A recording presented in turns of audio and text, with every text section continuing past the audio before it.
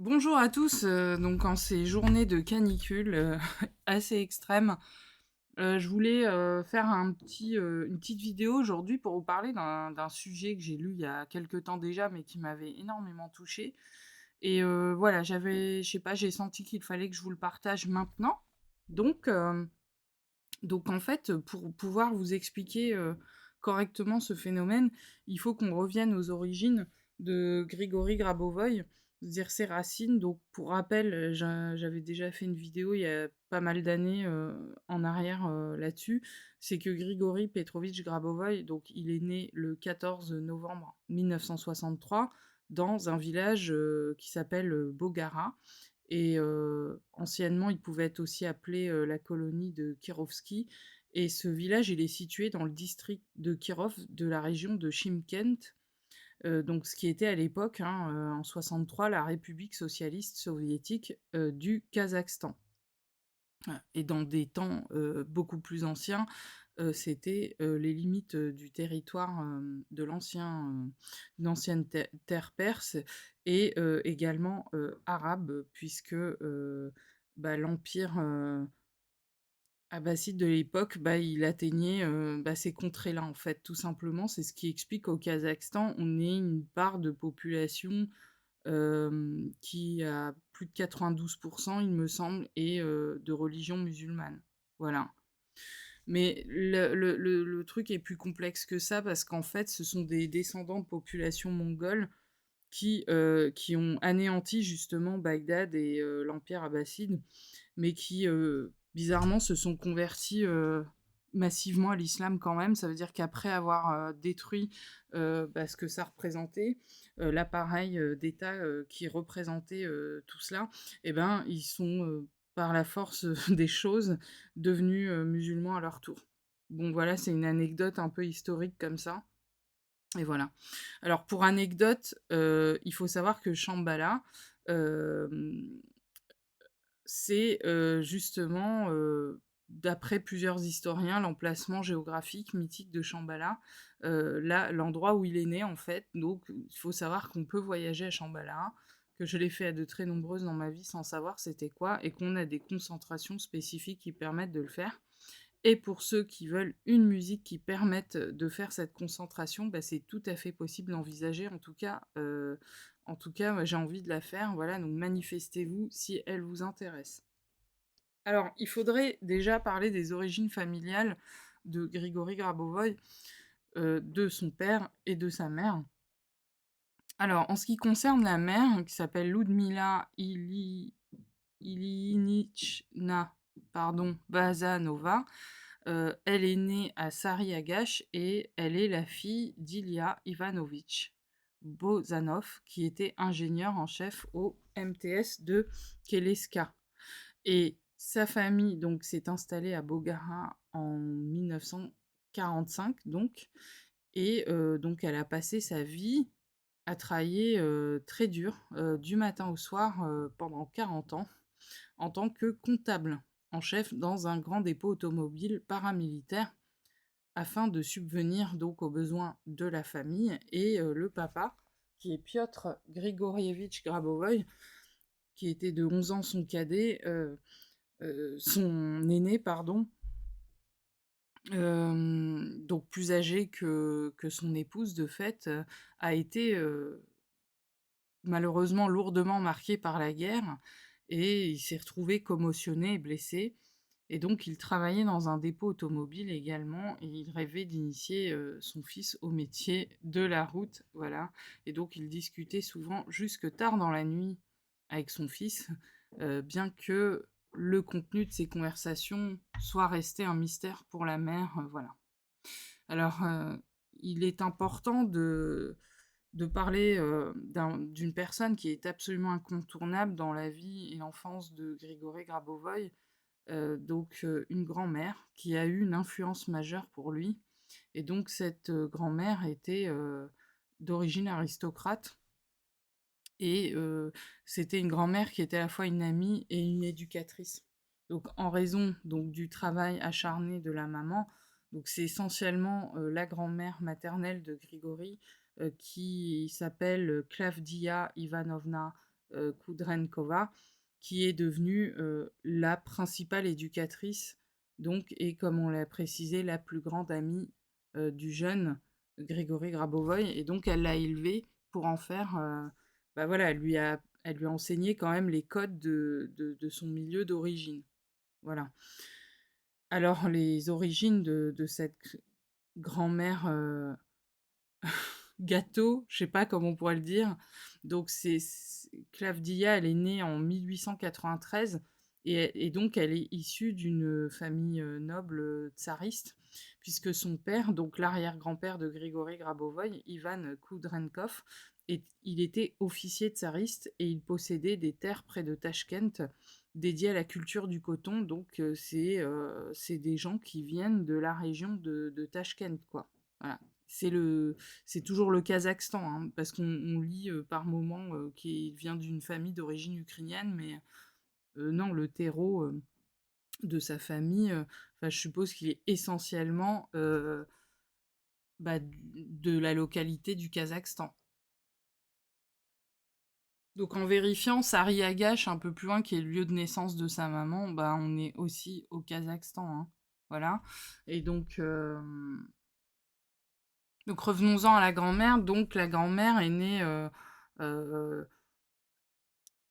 donc, et du coin, et donc son papa, il possédait, son papa était, Ivan Koudrenkov, pardon, et c'était un officier tsariste en fait, et il possédait des terres près de Tachkent qui étaient dédiées à la culture du coton. Voilà, et donc la famille, vendait ce coton à l'étranger et jusqu'en Grande-Bretagne par l'intermédiaire, d'un magasin à Tachkent. Donc ça, c'était l'époque.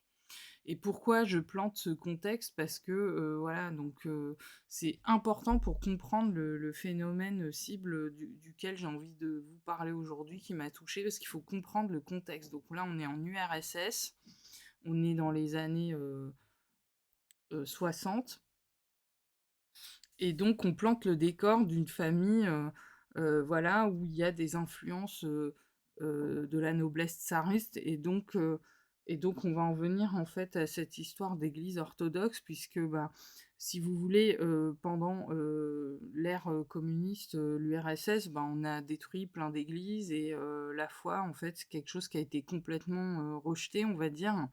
Mais de la mort naît de toute façon, la vie, et c'est pour expliquer ce contexte compliqué. Donc déjà, la lignée de Grabovoï, hein, qui est chrétienne orthodoxe, et d'autre part, bah, les difficultés qui se posent à ce moment-là.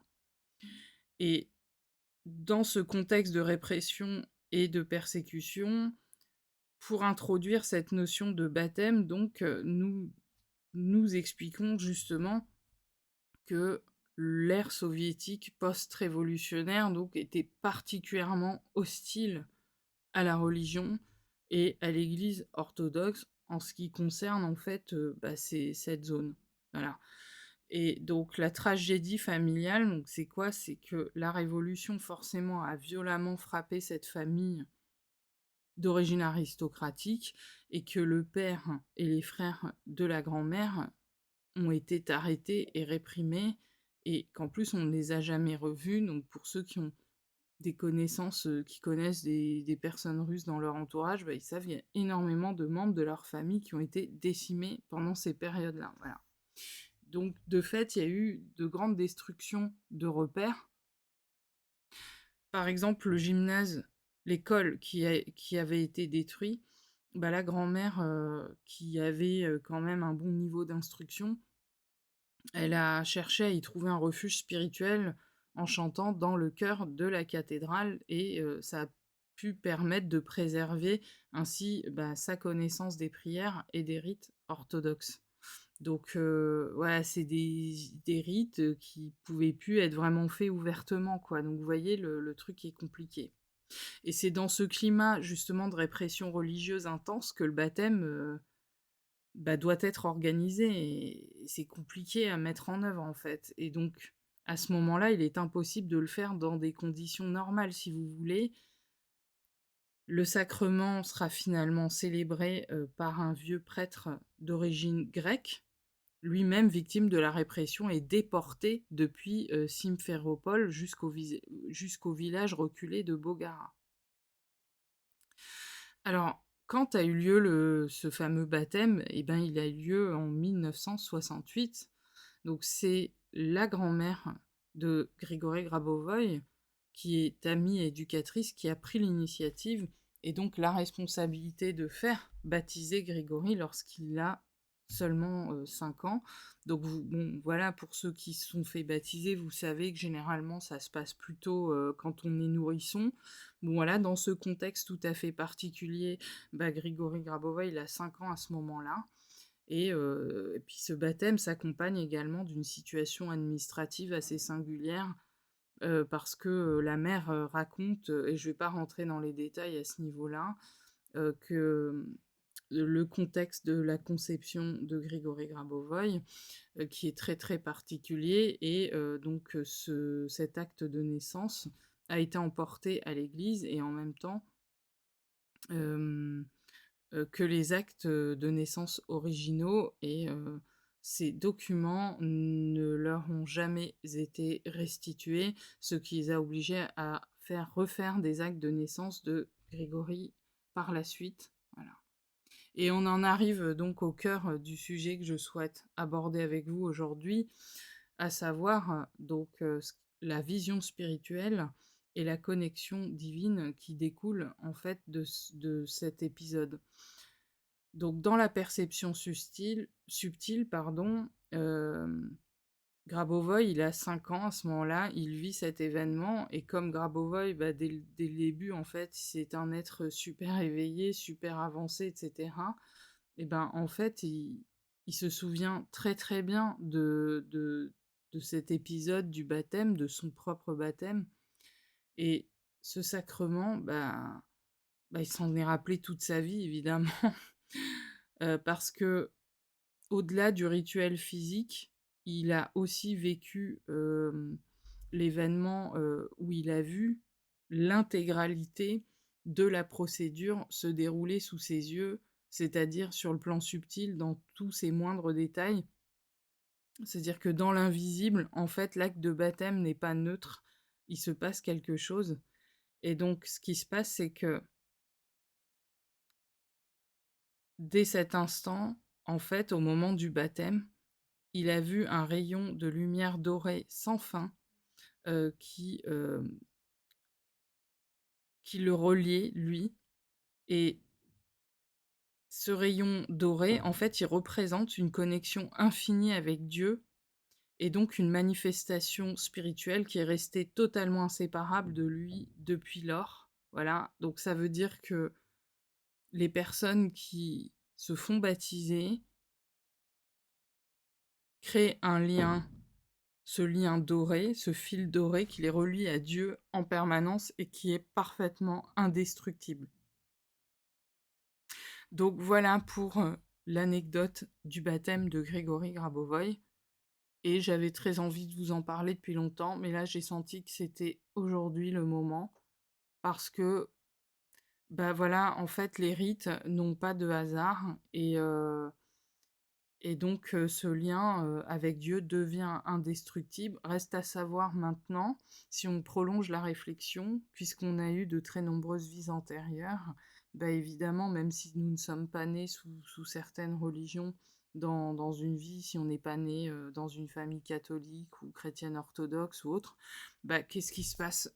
Bah, je pense que comme on a été tout dans nos vies, puisque la vie est éternelle et perpétuelle, eh ben, on a forcément été chrétien à un moment donné, on a forcément été, enfin en tout cas moi je pense que je l'ai été, ça c'est certain, puisque j'ai vécu, je me souviens de vies où j'ai vécu dans des terres qui étaient plutôt chrétiennes, mais j'ai un souvenir vif également de vie où j'ai été juive ou juif, et ainsi de suite, donc en fait on n'en finit pas. Donc très clairement, ce lien, bah c'est évident quoi que ça crée quelque chose. Donc même si on sait que beaucoup de gens se font baptiser par tradition et se disent, «athées» entre guillemets, bah, sachez que le lien perdure. Voilà, donc quelque part l'Église a raison et les gens ont raison de continuer de baptiser leurs enfants, même juste par tradition, parce que ça crée ce lien indéfectible, vers Dieu. Voilà, alors c'est pas pour dire que les gens baptisés sont mieux que les autres, pas du tout. Ça n'a rien à voir avec ça, puisque moi-même je ne suis pas baptisée et que j'ai grandi dans une famille qui se voulait volontairement laïque, où il n'y a pas de présence de religion, enfin pas ritualisée en tout cas, qui ne dépendait d'aucun dogme, même s'il y avait peut-être une croyance en Dieu qui était là. Mais pas de cadre en tout cas, d'imposer, ce pourquoi je ne cherche pas à vous imposer un cadre. Je vous partage des informations, des choses et chacun est libre de croire ce qu'il a envie de croire. En tout cas, moi, ce que je pense personnellement, pour, avoir été passionnée par les religions, ayant lu énormément de livres, sur les religions et cetera, moi, ce que je ressens profondément dans mon être et dans mon âme, c'est que l'être, à l'heure actuelle, qui possède le maximum de niveau de vérité sur, tant le monde physique, que le monde invisible, bah, pour moi, c'est Grabovoi, quoi. Voilà. Après, chacun a le droit de penser ce qu'il a envie de penser, mais c'est l'être, je dirais, en qui j'aurais le plus de confiance, pour, ce qu'il explique et ce qu'il nous donne comme information, puisque un très grand nombre d'informations qui sont livrées dans ces livres sont littéralement l'explication de choses que je vis depuis que je suis enfant et que en trouvant ces explications aujourd'hui sur des choses que j'ai pu voir moi-même, expérimenter par moi-même, bah, en fait, bah, c'est pour moi, voilà, c'est l'être qui détient le maximum de vérité à l'heure actuelle, voilà. Donc sur ce, je vous laisse méditer sur, le baptême chrétien et ce qu'il représente et c'est vrai que bon, j'ai omis de vous faire, une explication pour ceux qui ne savent pas c'est quoi le baptême. Alors on va tenter de définir ensemble ce qu'est le baptême, et surtout de revenir à ses origines, alors même bien avant Jésus-Christ. Donc le baptême, c'est un rite, assez fondamental d'initiation et d'entrée dans la communauté chrétienne et étymologiquement, en fait, le mot, vient du grec, excusez-moi, j'ai toujours du mal, pourtant je chante souvent en latin, mais baptizein, qui signifie plonger ou immerger.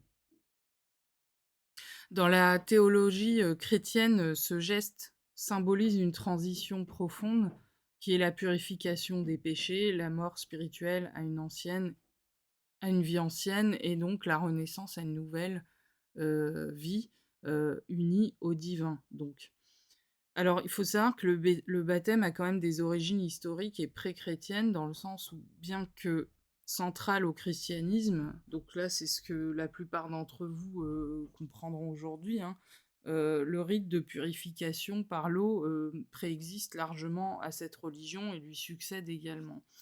Donc, dans le judaïsme, par exemple, on va avoir des bains rituels, notamment le mikvé. Donc, dans la tradition juive, la Torah prescrit des ablutions pour la pureté rituelle, et donc à l'époque du Second Temple, les bains rituels dans le mikvé étaient courants pour se purifier de diverses souillures. Et donc, on a un mikvé pour les hommes, on a un mikvé pour les femmes. C'est une sorte de piscine, mais avec une quantité d'eau extrêmement précise et qui ne provient que euh, de l'eau de pluie. Et on va aussi, par exemple, cachériser des ustensiles de cuisine en les plongeant dans un mikvé qui va être spécialement dédié à ça. Donc on a un baptême pour les ustensiles de cuisine et pour les personnes. Et les rites pour les hommes, pour les femmes vont changer en fonction. Voilà, on a le mikvé pour les femmes qui va se faire après les périodes menstruelles, etc. Voilà. Donc du temps des Esséniens, qui était la communauté du Christ, hein, donc cette communauté qui était juive, puisque le Christ était juif.